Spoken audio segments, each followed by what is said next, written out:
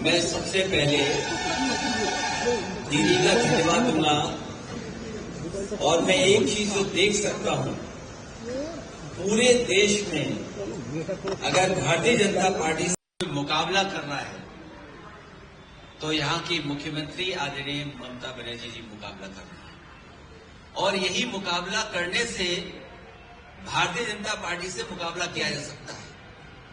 जितना तकलीफ परेशानी ये चुनाव को लेकर के दे सकते थे और एसआईआर सच्चाई जो एसआईआर की ये है, बिहार के लिए एसआईआर आया कि नहीं आया वो अलग बात थी, लेकिन एसआईआर जो लेकर के आए हैं ये लोग, ये लाए हैं आपके स्टेट वेस्ट बंगाल के लिए और जानबूझ करके इलेक्शन कमीशन की जिम्मेदारी ये बनती है वोट बढ़े, ज्यादा से ज्यादा लोग वोट बना करके वोट डालने आए। लेकिन पहली बार ये देखने को मिल रहा है कि election commission, Bharatiya Janata party SIR के बहाने एनआरसी कर करके आम जनता को परेशान कर रहे हैं और उनका लक्ष्य है कि ज्यादा से ज्यादा वोट यहां पर काट दें, जबकि उनकी जिम्मेदारी है वोट बढ़ाना, उनकी मदद करना, वोटर्स की मदद करना। आपने देखा होगा जब कभी चुनाव होता है, इलेक्शन कमीशन कैंपेन रन करता है इस बात के लिए कि ज्यादा से ज्यादा लोग वोट डालने आए, लोग ज्यादा से ज्यादा निकले, नई उम्र के लोग वोट बनवाएं।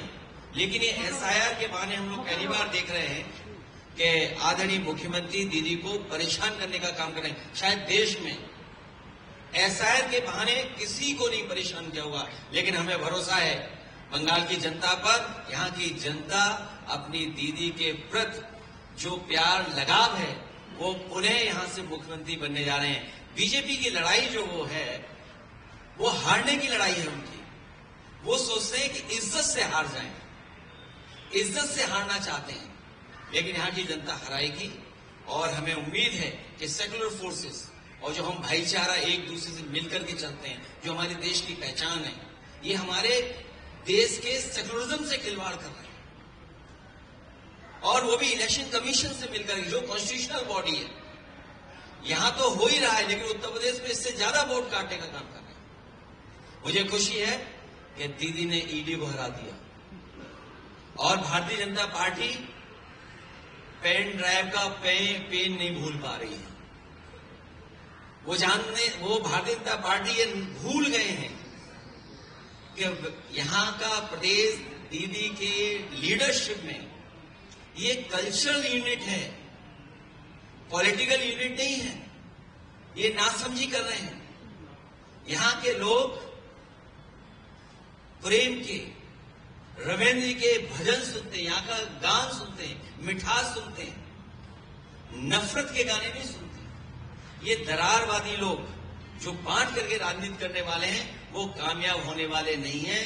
यहां की मिठास जीतेगी, यहां की आदरणीय दीदी जीत करके जाएगी और हमारा पूरा सहयोग इनके साथ। अखिलेश जी, एक ही बात है, आप लोगों ने सब वोट चोरी के ऊपर चिल्लाया है, आप लोगों ने बात किया, आवाज उठाए। एसआईआर को कहेंगे कि डेमोक्रेसी की हत्या किया जा रहा है एसआईआर के माध्यम से। एसआईआर एनआरसी था क्योंकि कई लोगों को नागरिकता साबित करनी पड़ी। अभी तक तो हम वोट चोरी की बात कर रहे थे, लेकिन मैं बधाई देना चाहता हूं दीदी को कि जिन्होंने डिजिटल डकैती को बचा लिया।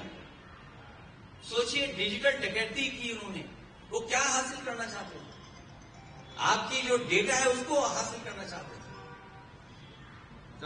अखिलेश जी, इलेक्शन आने पर ईडी सब एक्टिव हो जाता है, दूसरा राज्य में भी करता है, दूसरा विरोधी यह है, लेकिन वेस्ट बंगाल में ज्यादा होता है। ये मैं दीदी की हिम्मत को, उनके लोगों को बधाई देता हूं कि जिम्मेदारी से वो जनता के लिए लड़ रहे हैं और ये ED, CBI, income tax BJP के साथ चलता है। बीजेपी का एक संगठन है ये, जहां बीजेपी को लगता है कि इसको आगे करके लड़ा जा सकता है, वो आगे करके लड़ते हैं।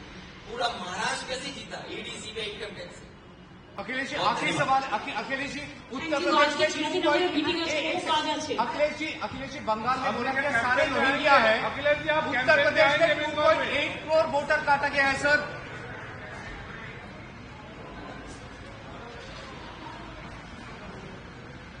Thank you.